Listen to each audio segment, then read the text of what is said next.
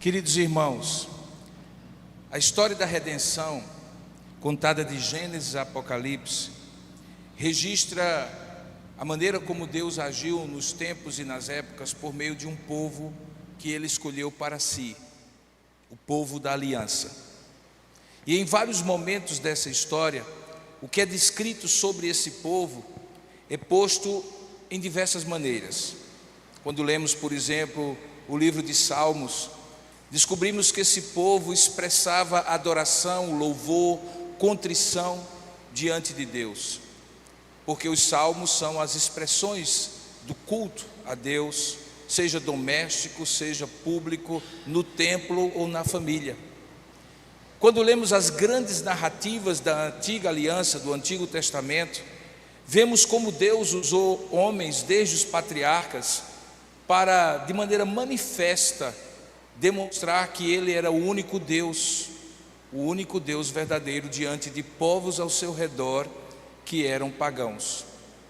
Quando vamos ao fim da antiga aliança, os profetas, descobrimos que Deus exalta a sua palavra e a obediência à sua lei, lembrando aquele povo da aliança que havia se afastado do Senhor, que o caminho era o caminho de volta.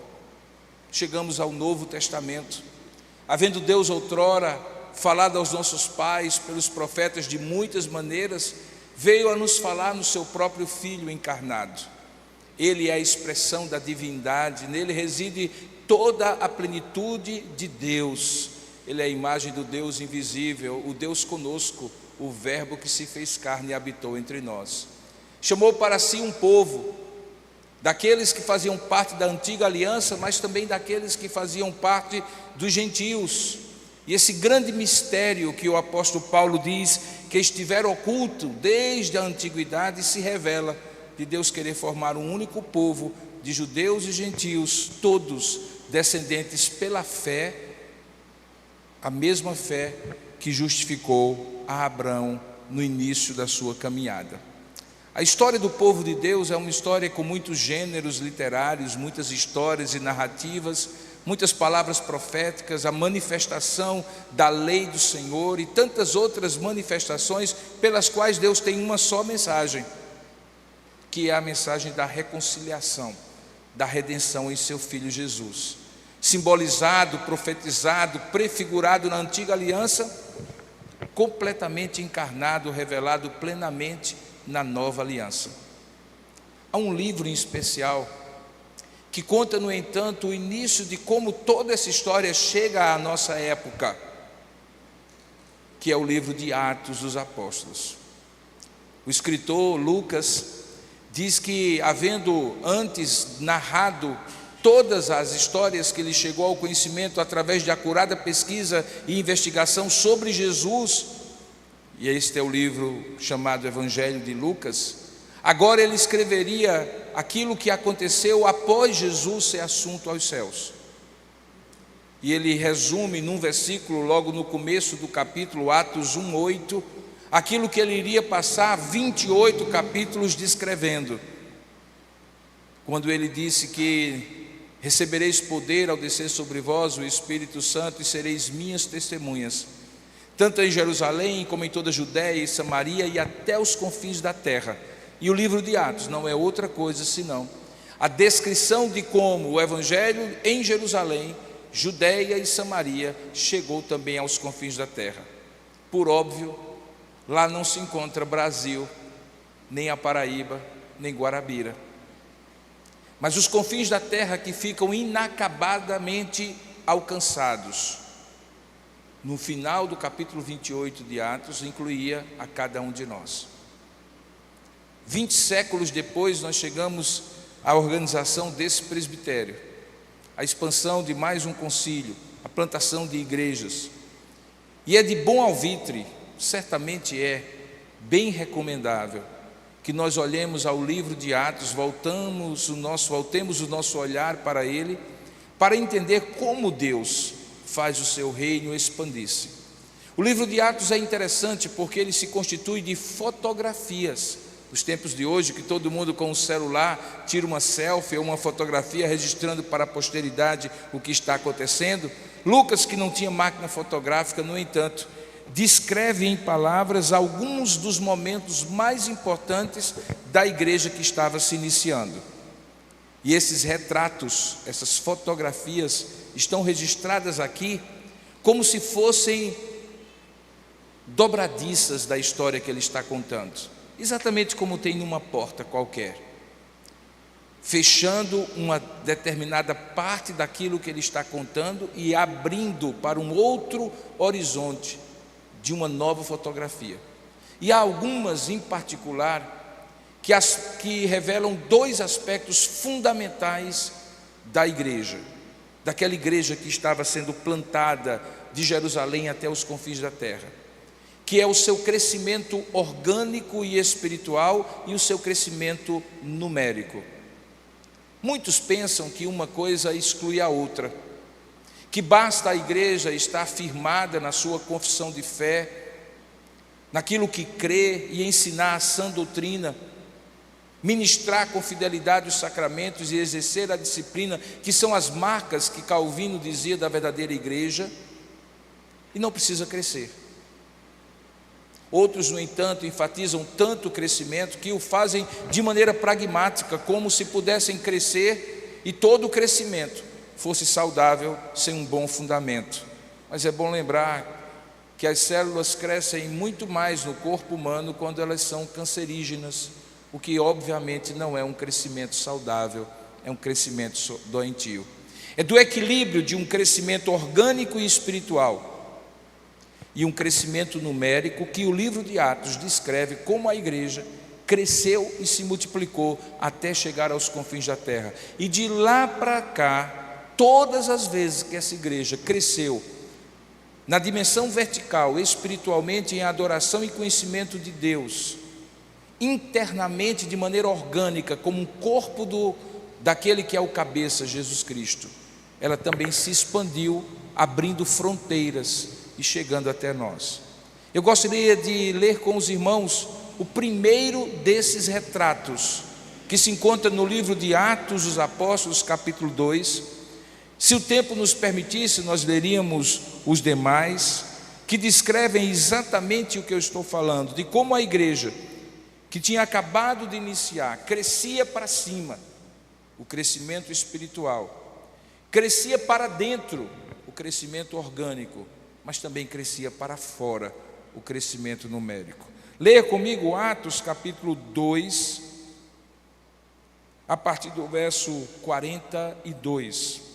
Na verdade, vamos ler o capítulo 2, verso 41 e a partir daí até o capítulo 47. Versículo 47. Diz assim a palavra de Deus, Atos capítulo 2, verso 41.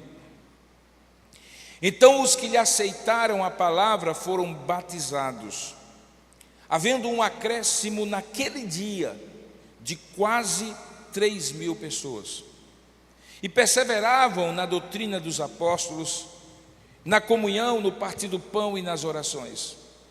Em cada alma havia temor, e muitos prodígios e sinais eram feitos por intermédio dos apóstolos. Todos os que creram estavam juntos e tinham tudo em comum. Vendiam as suas propriedades e bens, distribuindo o produto entre todos à medida que alguém tinha necessidade. Diariamente perseveravam unânimes no templo, partiam pão de casa em casa e tomavam as suas refeições com alegria e singeleza de coração, louvando a Deus e contando com a simpatia de todo o povo. E enquanto isso, acrescentava-lhes o Senhor os que iam sendo salvos dia a dia. Que Deus abençoe a sua palavra lida. Amém.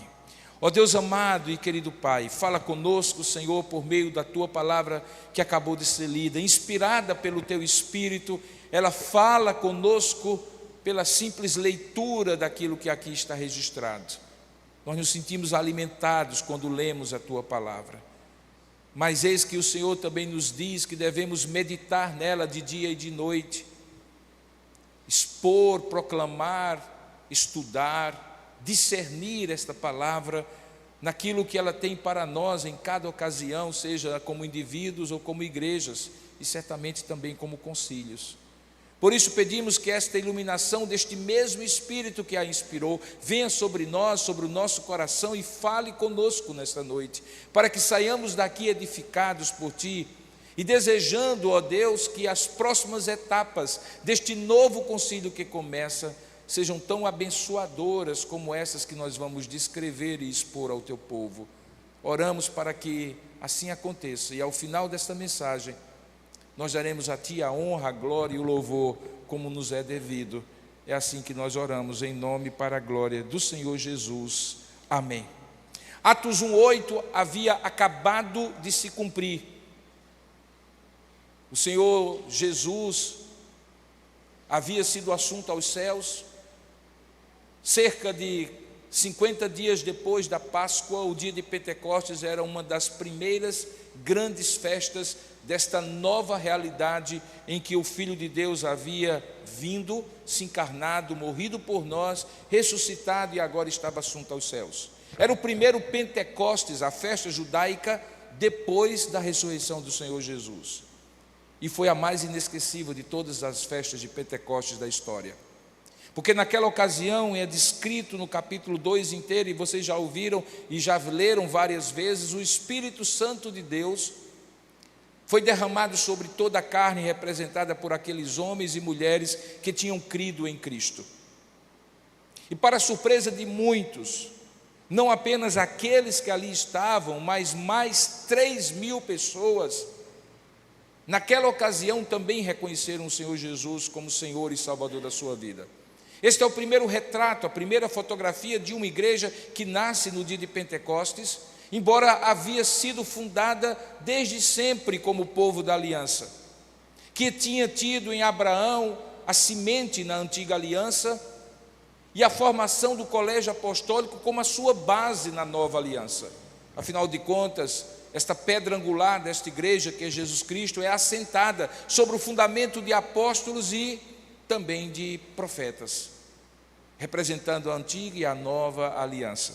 Aqui, no entanto, de maneira orgânica, sobrenatural, fica revelada toda aquela Jerusalém que se reunia no dia de Pentecostes, que uma nova realidade espiritual nascera, e era a realidade de um novo povo, de um povo chamado para ser do Senhor.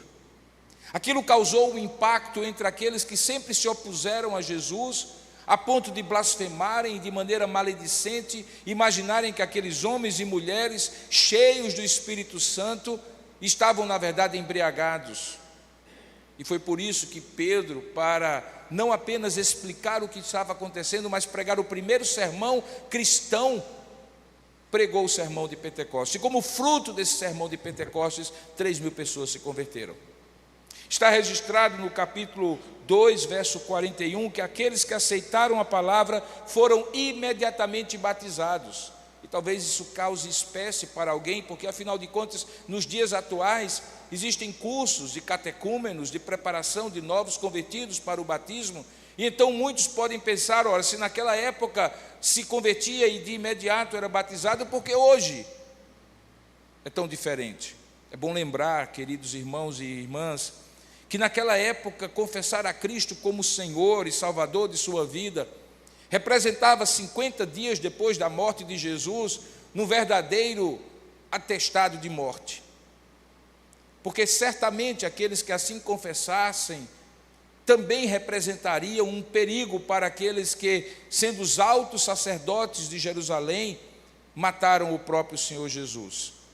Portanto, o testemunho de alguém que dizia que era agora, a partir dali, servo do Nazareno e que vivia no caminho junto com aqueles primeiros apóstolos e discípulos, representava um compromisso tão firme, tão destemido, que sem dúvida alguma não restava nenhuma dúvida de que poderia ser batizado. Esta é a razão, porque logo depois de converter-se eles se batizam. E o livro de Atos, Lucas registra que havendo um acréscimo naquele dia de quase 3.000 pessoas. Imagine você, de um dia para o outro, uma cidade como Jerusalém, descobri que daqueles que ali estavam, vindo de todas as nações, alguns que eram prosélitos, alguns que eram pessoas que mesmo sendo judeus viviam fora de Jerusalém, fora de Israel, e que vinham adorar na festa do Pentecostes, de repente 3.000 daquelas pessoas creram no Nazareno, Jesus da Galileia.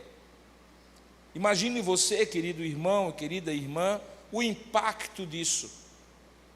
Como nós vemos aqui no final do registro, isso causou, sem dúvida alguma, um impacto, a ponto de nos dias seguintes, aquela multidão de 3.000 pessoas se multiplicar, a ponto de, como está aqui no registro, isso produzir um sentimento atraente deles para com o povo, a ponto deles simpatizarem com aqueles que tiveram sua vida transformada.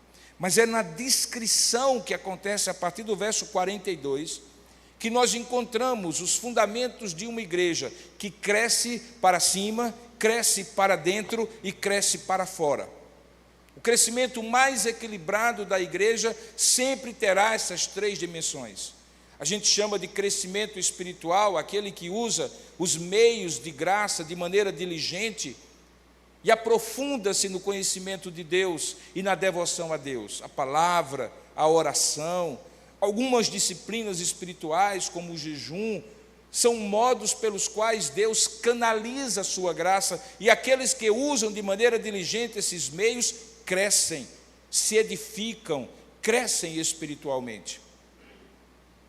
Certamente, esta experiência de vida cristã, embora seja experimentada presencialmente e individualmente por cada indivíduo, não é para ser vivida pelo restante da vida de maneira solitária.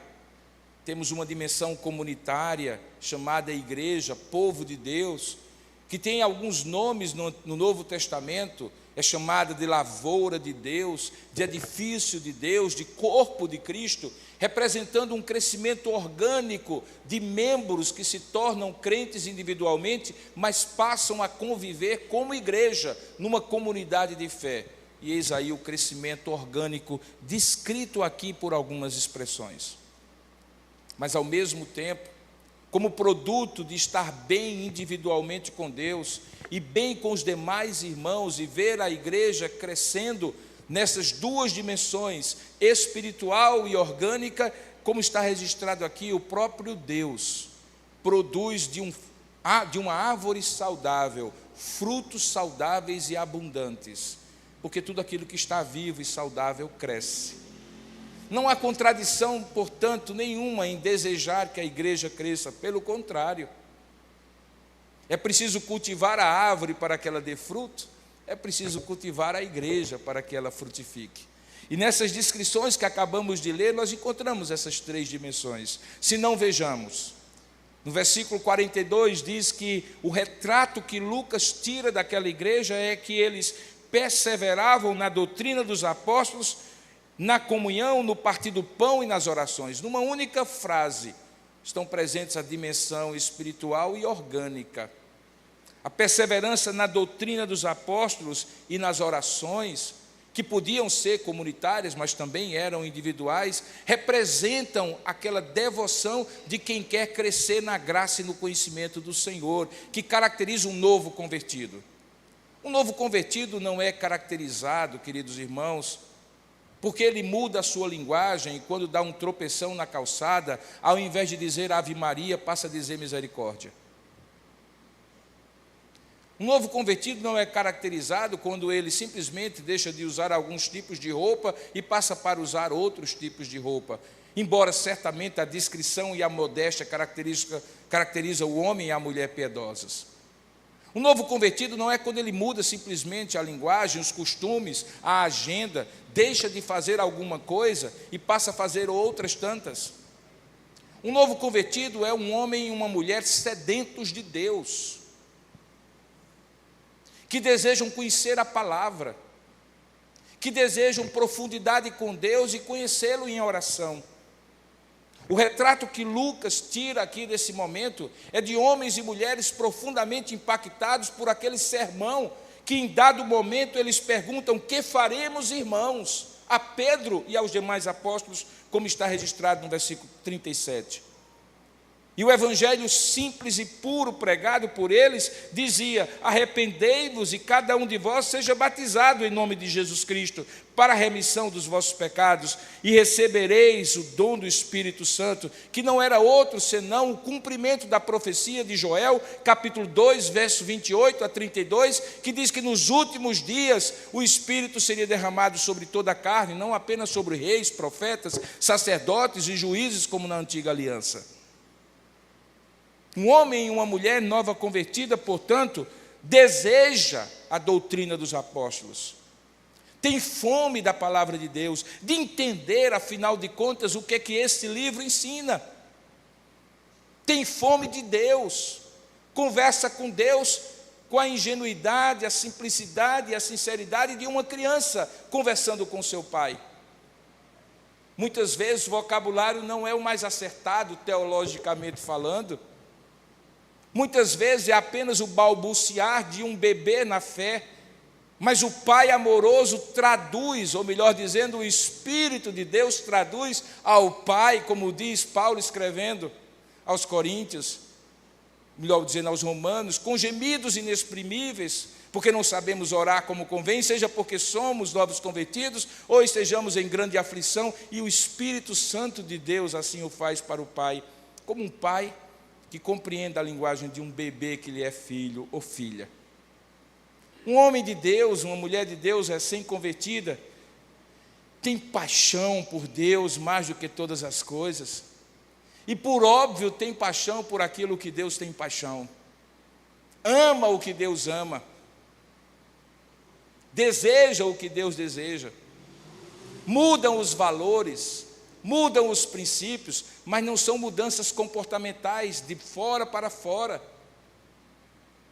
mas são já manifestações da graça regeneradora, santificadora do Espírito Santo, transformando uma nova criatura, deixando as coisas que para trás ficam e prosseguindo para o alvo que foi posto diante dele, porque se alguém está em Cristo, nova criatura é, as coisas velhas já passaram e tudo se faz novo. Um homem e uma mulher de Deus persevera na doutrina dos apóstolos e também nas orações. Eu me recordo que no dia em que Jesus entrou na minha vida, me regenerou em Cristo, me tornando uma nova criatura, dia 11 de agosto de 1980, daquele dia em diante, nunca mais eu tive mais fome de conhecer algo do que a palavra de Deus. Assustou meus pais o fato de que um jovem de 15 anos, eu tinha acabado de completar 15 anos, começou a ler a Bíblia avidamente, e em 2 meses e 17 dias, contados no relógio, eu havia lido os 66 livros da Bíblia, com fome de Deus. Não me espanta que nos domingos seguintes, por não ter sido convertido numa igreja, mas em casa, ia para a missa e questionava o padre e aquelas pessoas com a Bíblia aberta enquanto a liturgia romana fazia e acontecia. Não surpreende que, chegando na escola com os meus colegas, o intervalo, além das brincadeiras e o lanche, tinha que dar tempo para algum tipo de estudo da palavra. Queridos, quando um homem ou uma mulher de Deus nascem, eles precisam crescer. E o apóstolo Pedro diz que o leite genuíno da palavra é como um leite materno para um recém-nascido espiritual, mas vem dos céus e é a palavra de Deus. Por isso esses novos convertidos perseveravam na doutrina dos apóstolos e nas orações. É o crescimento espiritual. Mas eles também perseveravam numa dimensão orgânica, porque nenhum deles perseverava sozinho em casa. Eles também usavam da Eucaristia, do partir do pão e da comunhão, daquele congraçamento, daquela reunião de irmãos para alimentar a fé. Eles faziam isso não apenas no templo, porque como judeus ainda regularmente visitavam o templo, como está descrito no capítulo 3, quando aquele coxo é curado por Pedro e João, Por um tempo eles eram crentes em Cristo, mas ainda eram judeus e frequentavam o templo em Jerusalém, mas também de casa em casa, como diz aqui, visitando uns aos outros, e como os pequenos grupos de hoje, em comunhão uns com os outros, abrindo a palavra, orando e compartilhando as panelas, como nós dizemos hoje, porque eles tinham alegria em estar um com o outro. O homem e a mulher de Deus não têm aversão ao povo de Deus, mas se sente atraído pelos seus irmãos e pelas suas irmãs. Mesmo reconhecendo que somos todos pecadores, e muitas vezes nos ferimos, nos magoamos, decepcionamos e frustramos uns aos outros, mesmo reconhecendo que nem sempre cuidamos uns dos outros, e mesmo reconhecendo que é possível que numa igreja local, num concílio, numa denominação, haja junto do trigo também joio, e apesar disso, o joio é conhecido por Deus como aquele que vai ser cortado no dia do juízo. O trigo é que é valorizado pelo Senhor e por aqueles que são do Senhor. E o trigo representa esta comunhão do partir do pão, de onde o pão vem. Curiosamente, na parábola, Jesus queria dizer que o trigo produz pão e pão produz comunhão. Esse povo de Deus, portanto, crescia intimamente na sua comunhão com Deus, mas também crescia um com o outro. E não apenas crescia porque era bom comer juntos, partir o pão juntos, celebrar a comunhão e a Eucaristia juntos, mas porque também serviam uns aos outros, inclusive com seus bens materiais.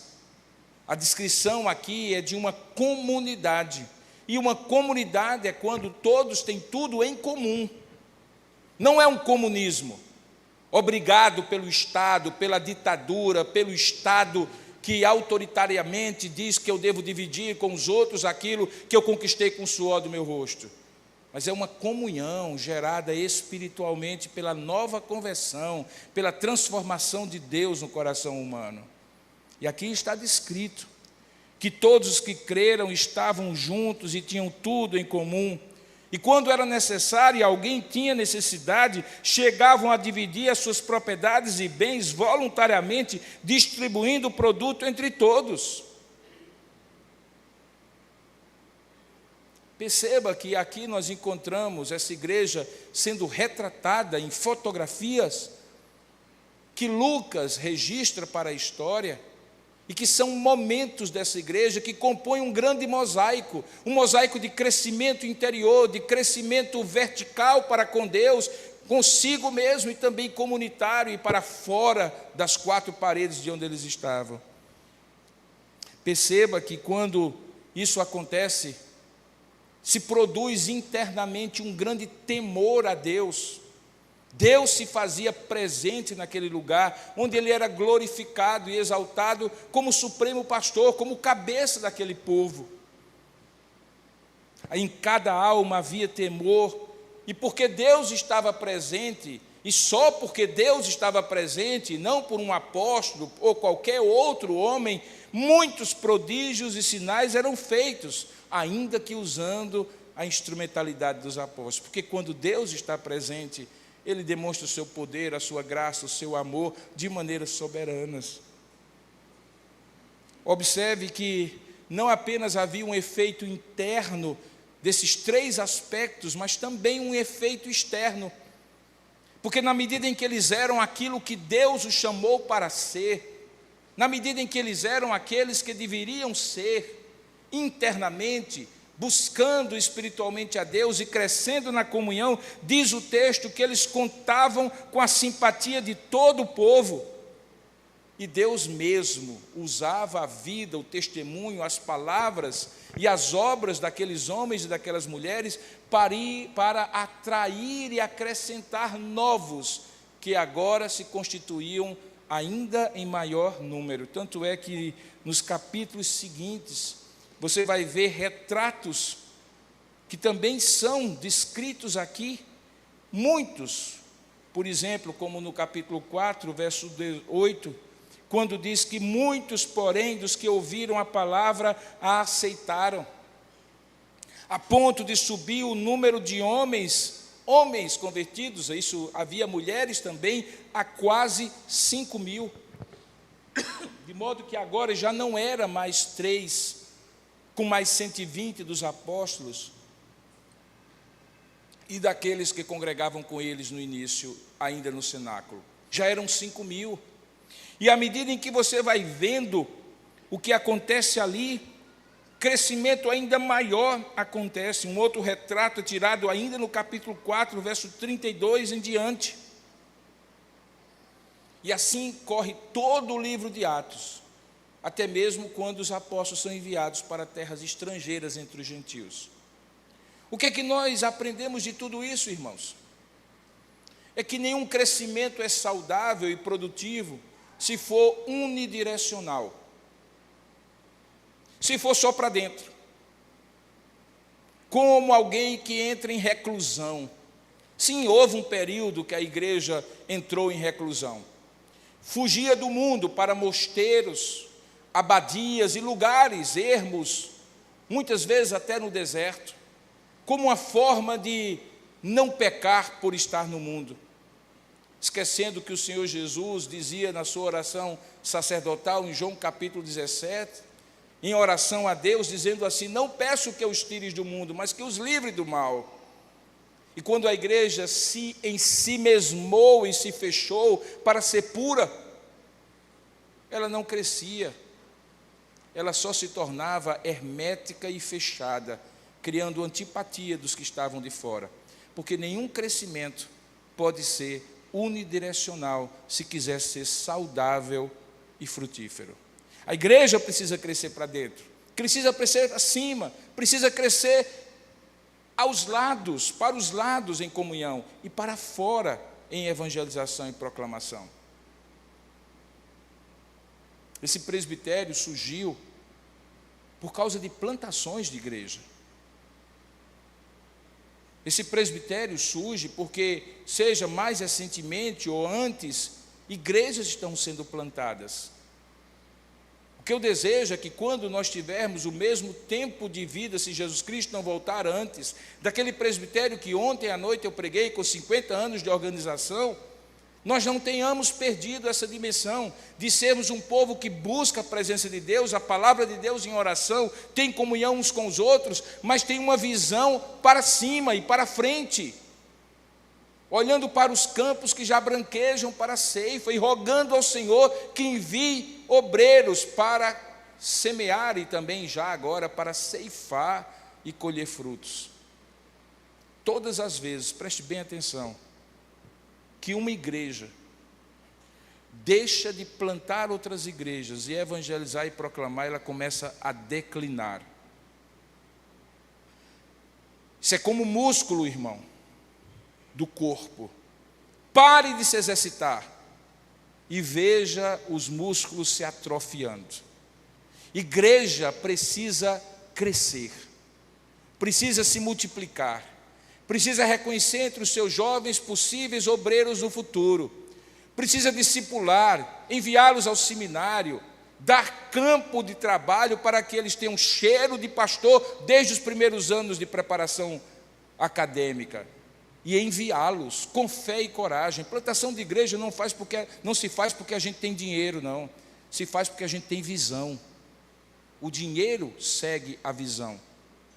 Não se faz porque a gente tem muitos candidatos, gente muito sábia e inteligente, mas porque a gente tem gente disposta, apaixonada para fazer a obra de Deus. E quando se tem o poder do Espírito, vidas transformadas e visão, a igreja cresce.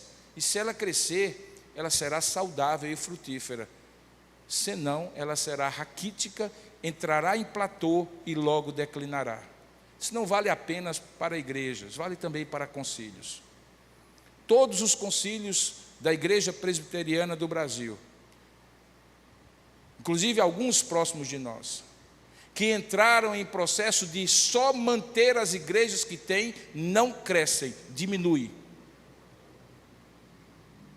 Isso é mais ou menos como deitar na cama no sábado à tarde e ao invés de sair com a família para ver a vida e ver o mundo e passear, o sujeito se deita na cama, às vezes sem camisa, porque o calor está grande, e começa a cutucar o umbigo e descobrir que ele está mais sujo do que deveria estar.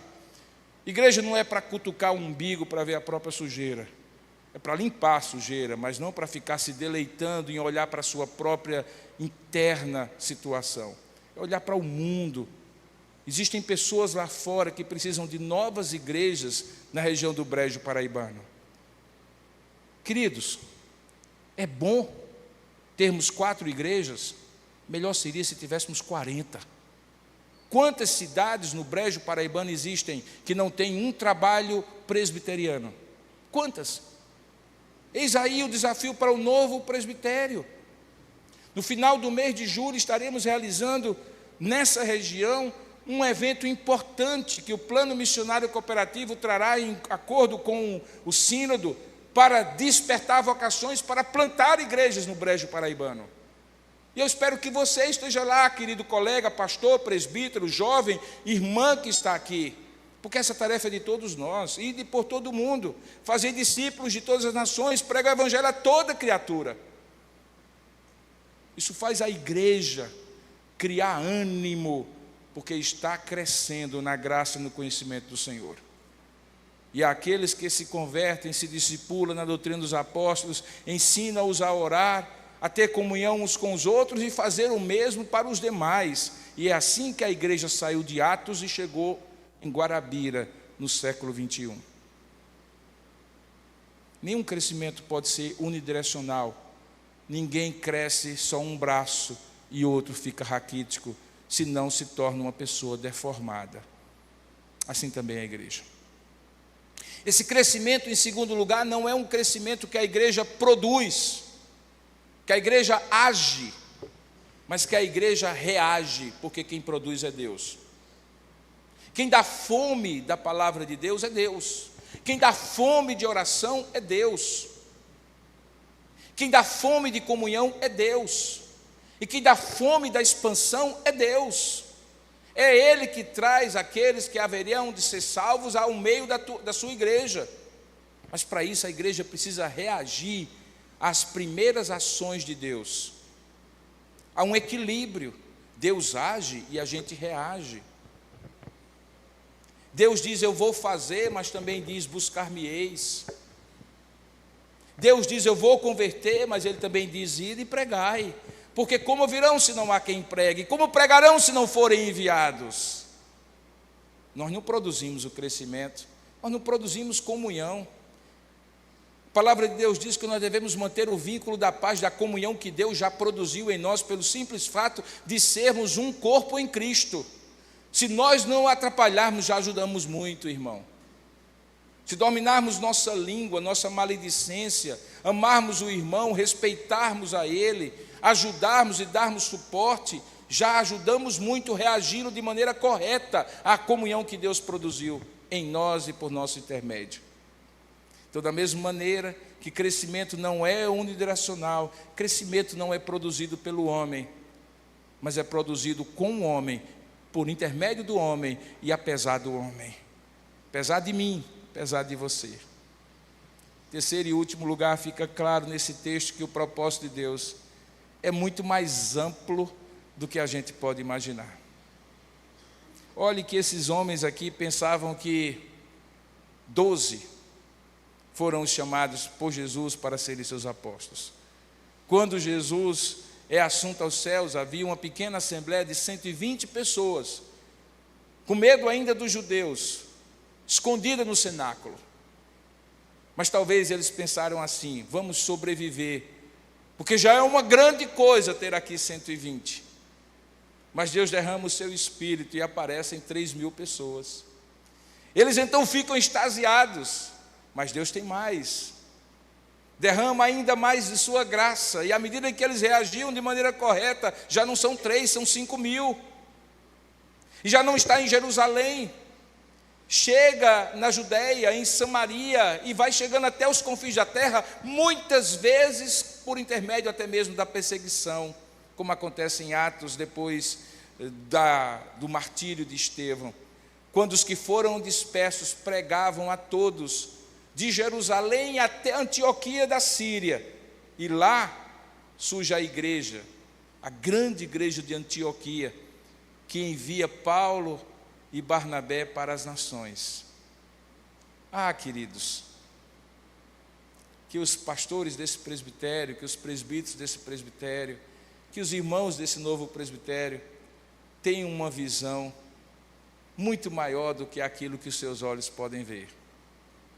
Sonhem, orem, trabalhem, porque Deus tem muito mais, Ele é poderoso para fazer infinitamente além daquilo que pedimos ou pensamos. Talvez nem todos veremos, mas alguns de nós não somente veremos, mas participaremos disso. Porque o crescimento não é apenas unidirecional, é multidirecional. O crescimento não é produzido pelo homem, mas por Deus, embora o homem reaja como seu instrumento. E esse crescimento é muito mais amplo do que a gente pode imaginar. Quem poderia pensar nessa época que daquele pequeno grupo,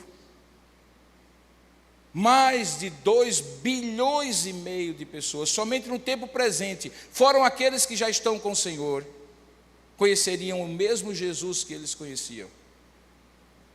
No império hostil, que era o Império Romano, sob a perseguição de judeus, morrendo nos coliseus romanos, sofrendo todo tipo de perseguição, e quando foram assimilados pelo império e se tornaram religião oficial, perigosamente se assemelhando ao mundo, como durante muitos séculos ela ficou, até que a reforma protestante trouxe de volta a luz do Evangelho, da Escritura, de Cristo, da graça, da fé e da glória de Deus como fundamento maior. Quem poderia imaginar que depois de toda essa história, com idas e vindas, tempos bons e tempos maus, tempos sombrios e tempos gloriosos da história da igreja, esse Evangelho chegaria até nós? Eis que o bastão agora está nas nossas mãos. Eis que o bastão agora está na sua mão, meu irmão. E cabe a você passar para a próxima geração. E você passará tanto quanto você entender que é seu dever crescer na graça e no conhecimento de Deus. Ajudar o outro a crescer na graça e no conhecimento de Deus. E expandir a visão de Deus para essa igreja, para essa região. Sejamos, portanto, este povo herdeiro desta grande história, que é retratada em fotografias, das quais uma delas, ou algumas delas, foram tiradas hoje nos celulares de vocês, que fazem parte não do livro de Atos, mas quem sabe, de Atos 29, de Atos 30, de Atos 31, de Atos 2024. Que Deus nos abençoe. Amém. Vamos orar juntos? Ó Deus amado e querido Pai, alimenta-nos da Tua palavra e nos faz despertar para esta visão de crescer de maneira equilibrada, saudável e frutífera. E que ao fim, ó Deus, de cada etapa que o Senhor nos faça avaliar, uma fotografia seja tirada, como foi tirada hoje à noite. E seja uma fotografia gloriosa de como a Tua igreja continua sendo aquele povo, desde o início, o povo da aliança. E até o dia em que o Senhor Jesus nos chamar para si, vier reinar no meio do seu povo e nós reinarmos com Ele, ajuda-nos a cumprir a Tua missão, que é a missão de cada um e é a missão da Tua igreja, é a missão deste presbitério que acabou de ser organizado. Oramos assim, agradecidos, em nome de Jesus. Amém.